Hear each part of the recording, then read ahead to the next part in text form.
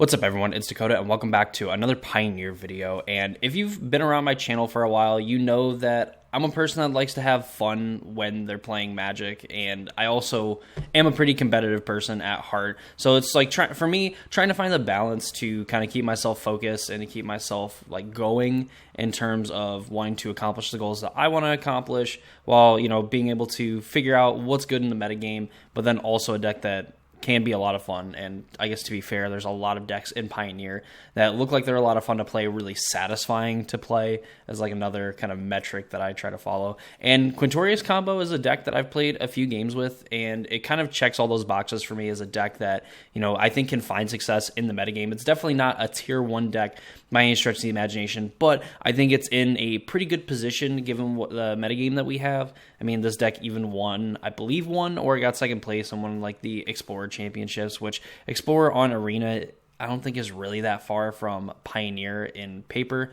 It is technically a different format, but it shouldn't really be that far off. So today we're going to take a look at Quintorius combo for the Pioneer format, the essentially Pioneer version of like Cascade decks, or the Pioneer version of the modern Cascade decks that we see. Of course, we're going to go in and explain kind of how it works and, you know, why things work the way that they work, because this deck is kind of strange to, I believe, players that are pretty new, that are just like, you know, why doesn't this work this way and whatnot. So, of course, we're going to cover all that and kind of explain what is going on here.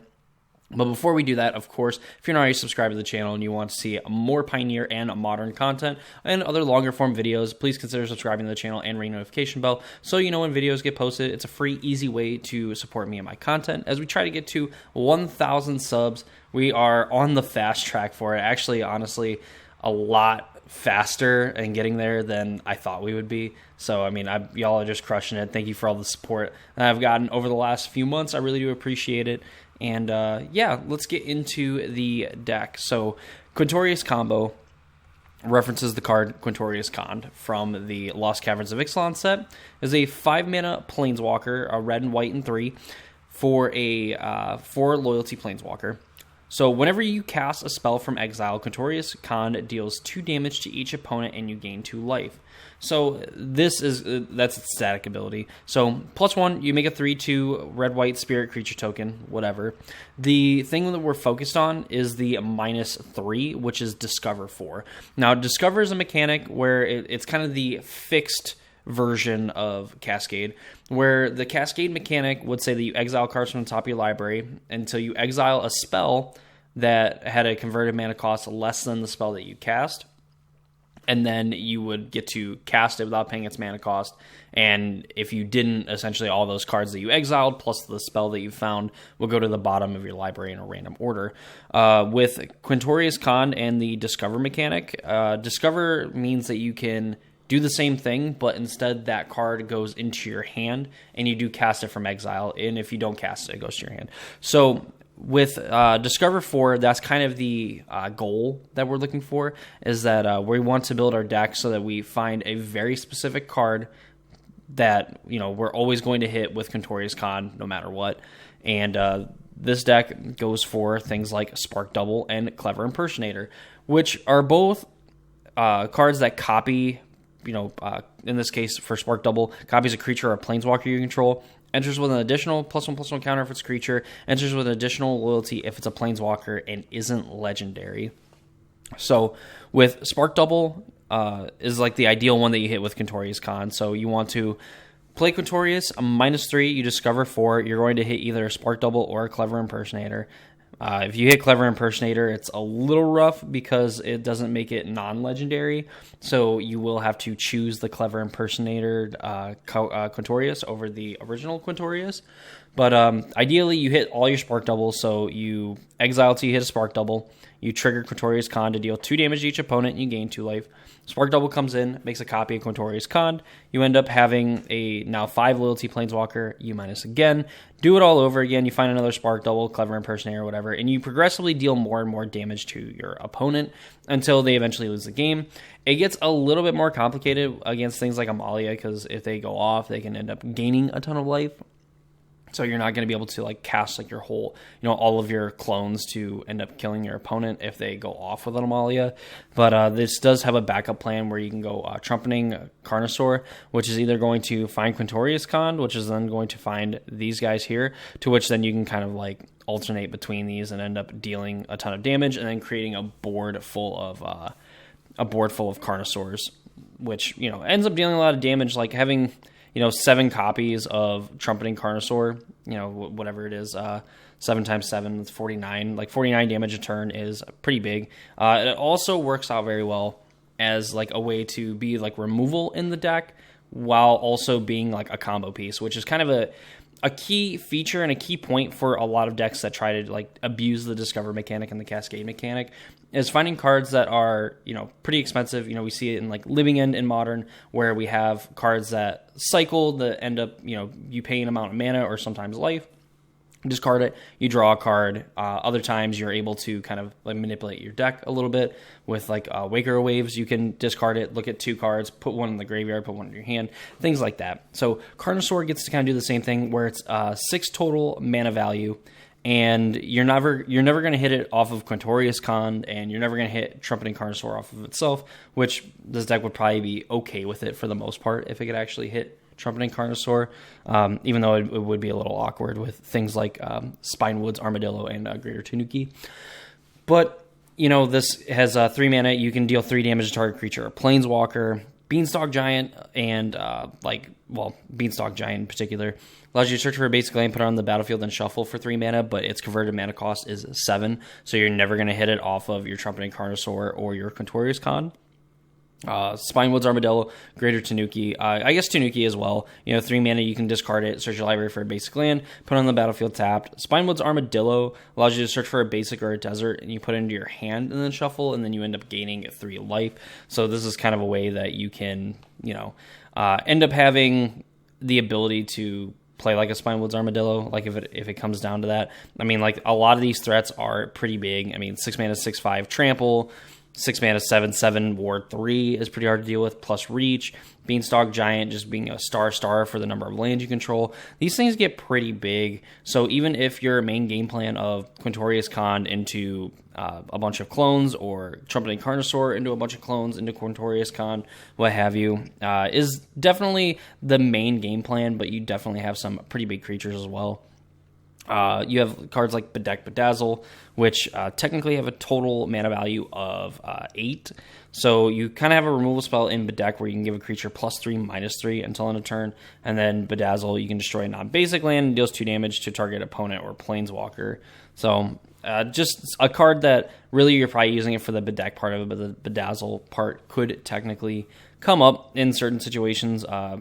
The one situation where it probably matter, you're probably never getting a window to use that, more than likely, but there is a potential that it could come up. Finally, we have like Leyline Binding. You're playing every basic land type in the deck, and you're able to do that because of Beanstalk Giant, Spinewood's Armadillo, Greater Tanuki, what have you.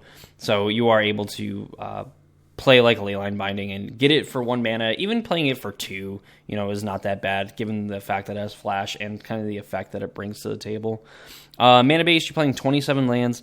Blood Crypt, Beseiju, Fable Passage, which goes and gets 2 forests, an island, 2 mountain, 2 plains, and 1 swamp.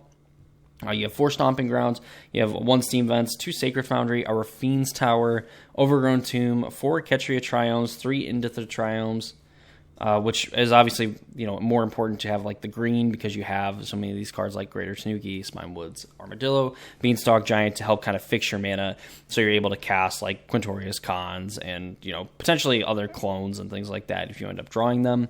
Sideboard, you have a Dragon Lord Dramoka, you have 3 Reduced to Rubble, you have 3 Shark Typhoon, 3 Thought Distortion, and 3 Virtue of Persistence, all wrapped up in a nice little package. Also important to note that like all these cards do not get hit by your Discover. Even like Reduced Rubble is 6 mana value, Shark Typhoon 6, 7, but also has a spell that can give something -3/-3, and you gain a little bit of life, which can kind of help give you an extra turn or two to kind of like draw Quintorius or a Trumpeting Carnosaur. all wrapped together nicely by Karuga, the macro sage. So, you know, when you have like a board full of clones and everything like that, you have Quintorius and like 4 spark doubled Quintoriuses and whatnot, you know, and you got 5 of these in play. Karuga just comes down and ends up drawing you 5-6 cards, which, you know, I shouldn't have to tell you, that's pretty good. You know, 5 mana, 5/4, draw 5, pretty sweet. Obviously not like the star of the show. The star is, you know, the elephant, not the hippo, but you know, at the end of the day, like, this deck is pretty, not necessarily complicated when, I guess, really when you think about it. Because obviously, you have spells on these cards or abilities on these cards that cost less than the, you know, Discover mechanic. But the fact that Discover is essentially this, you know, again, fixed version because something was wrong with Cascade, that, you know, you are able to kind of like bypass a lot of these cards and find, you know, Spark Double, Clever Impersonator, or whatever. So that is the Quintorius combo deck for the Pioneer format. Overall, I mean, when I've played with the deck, in theory, with how fast the format is, you know, where people are slamming, you know, Vein Rippers and bringing back, you know, multiple Phoenixes, putting a 20-plus power threat into play on like turn 3, turn 4, you would think the Quintorius deck might struggle a little bit, but I actually think it's semi-decent. Only for the fact that, you know, you have cheap removal, like Leon Binding, that bypasses, you know, the Discover cards and everything. But deck, totally fine answer. I mean, you're playing 4 copies of it. This does kill a Amalia pretty quickly before it's able to kind of go nuclear. As long as your opponent's not able, actually, even if they are able to protect it with something like a Selfless Savior, it's getting +3, -3. So it actually, you know, gets around the instructability that the dog can give it. You have, you know, ways to ramp and then eventually just slam big threats. I mean, if you just play a Beanstalk Giant and then you just start, you know, Spark Doubling and Clever Impersonating it, you know, that ends up being a pretty formidable board, all things considered. Even just making 6/5s and 7/7s with Ward 3. You know, like, this deck isn't just a one-trick pony of where, like, you're in kind of the combo and then that's it. You do have some of these other threats and options should, you know, like, your opponent doesn't really have, like, their draw. You're, you know, thinning your deck by, you know, cycling, or, excuse me, channeling, you know, your threats, or playing, you know, things out like Beanstalk Giant, that you can just cast these cards and end up winning the game. And then, of course, like Karuga as well, you know, and just kind of put pressure on both fronts where, you know, you draw a bunch of cards, you have a bunch of power in play, opponent's got to find a way to deal with the board, and you just have, you know, Quintorius or Trumpeting Carnosaur just waiting in the wings to kind of go off and try to win the game that way. So that is the Quintorius combo deck for the Pioneer format. I hope you all enjoyed. If you did, please leave a like on the video, comment down below what Pioneer deck you would like to see next. I think I'm going to take next week off kind of looking at a deck, and we're going to kind of like look at and kind of evaluate the metagame, kind of try to, you know, see if there's any trends going either way. I would imagine we're not going to see any bannings, even though, you know, as I've said, you know, there's probably some things that we could do to improve the health of the format, whether minutely or majorly. But at the end of the day, I think the format is like okay to a point where like you can kind of have it play out the way that it's currently playing, with some of the other decks that, you know, maybe not necessarily considered tier 1 are performing very well. And I could see Quintorius, you know, aside from, you know, maybe the Amalia matchup where it does have some tools, that it could be a pretty decent deck to kind of play and beat some of the other, you know, combo decks that we kind of see in the format, and, you know, stuff like Is It Phoenix and Rakdos Vampires and stuff. So, you know, again, be on the lookout for that. Easy way to, you know, be informed when that video goes live and all of my future videos. Subscribe to the channel, ring notification bell, all that fun stuff. I mean, I know you want someone that rambles and talks way too much about cardboard squares, like in your subscription feed. You know, go ahead, subscribe, ring notification bell, all that fun stuff. You know, we're doing Pioneer and Modern all the time. We're getting ready for, they're not even ready. We are ready for, you know, RCQ season and things like that. So yeah, that's going to be me in this video. Hope you all enjoyed, and I'll see you all in the next one.